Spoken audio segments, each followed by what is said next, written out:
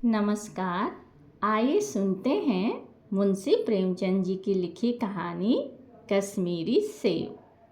कल शाम चौक में दो चार ज़रूरी चीज़ें खरीदने गया था। पंजाबी मेवा फरोशों की दुकानें रास्ते में ही पड़ती हैं। एक दुकान पर बहुत अच्छे रंगदार गुलाबी सेब सजे हुए नजर आए। जी ललचा उठा।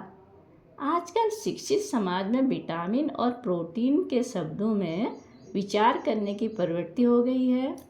टमाटो को पहले कोई सेंत में भी न पूछता था, अब टमाटो भोजन का आवश्यक अंग बन गया है। गाजर भी पहले गरीबों के पेट भरने की चीज़ थी, अमीर लोग तो इसका हलवा ही खाते थे। मगर अब पता चला कि गाजर में भी बहुत विटामिन है, इसलिए गाजर को भी मेजों पर स्थान मिलने लगा है। और सेब के विषय में तो यह कहा जाने लगा कि एक सेब रोज खाइए तो आपको डॉक्टर की ज़रूरत न रहेगी। डॉक्टर से बचने के लिए हम निमकौड़ी तक खाने को तैयार हो सकते हैं।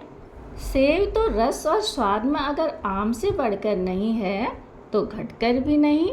हाँ, बनारस के लंगड़े और लखनऊ के दशहरी और बम्बई के अल्फांसो की बात दूसरी है। उनके टक्कर का फल तो संसार में दूसरा नहीं है। मगर उनमें विटामिन और प्रोटीन है या नहीं, यह तो काफ़ी पता नहीं है हमें। इन विषयों पर अभी किसी पश्चिमी डॉक्टर की व्यवस्था देखने में नहीं आई।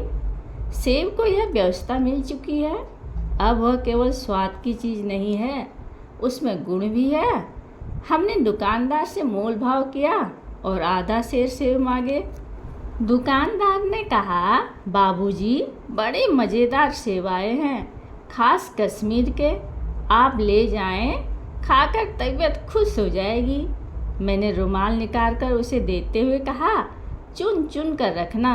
दुकानदार ने तराजू उठाई और अपने नौकर से बोला, लौंडे आधा सेर कश्मीरी सेब निकाल ला, चुन चुन कर लाना।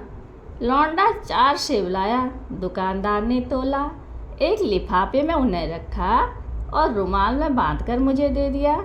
मैंने 4 आने उसके हाथ में रखे। घर आकर लिफाफा ज्यों का त्यों रख दिया। रात को सेब या कोई दूसरा फल खाने का फ़ायदा नहीं है।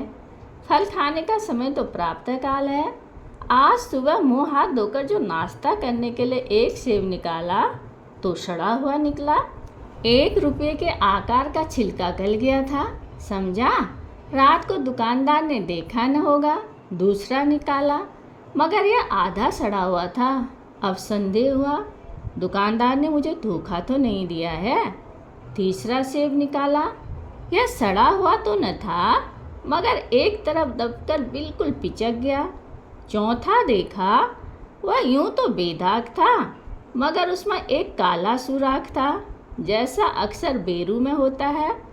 काटा तो भीतर वैसे ही धब्बे जैसे कीड़े बेर में होते हैं। एक सेब भी खाने लायक नहीं।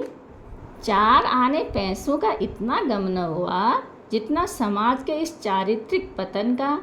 दुकानदार ने जानबूझकर मेरे साथ धोखाबाजी का व्यवहार किया।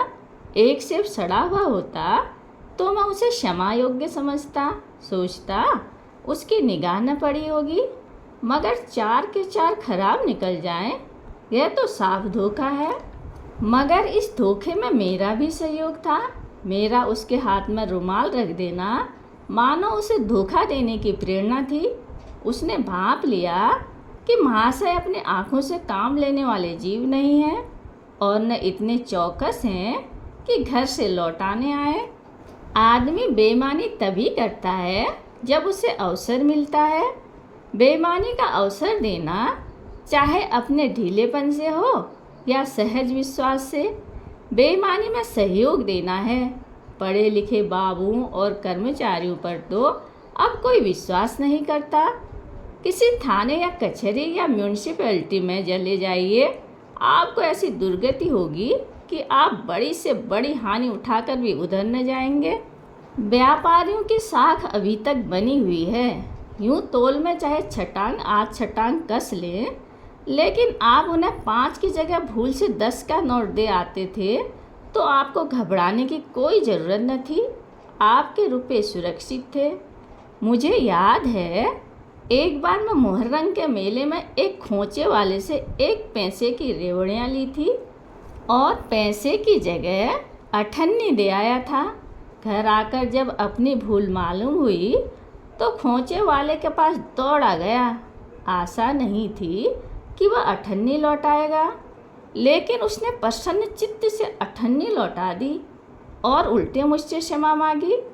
और यहाँ कश्मीरी सेब के नाम से सड़े हुए सेब बेचे जाते हैं। मुझे आशा है पाठक बाजार में जाकर मेरी तरह आंखें न बंद कर लिया करेंगे, नहीं तो उन्हें भी कश्मीरी सेब ही मिलेंगे। कहानी सुनने के लिए धन्यवाद।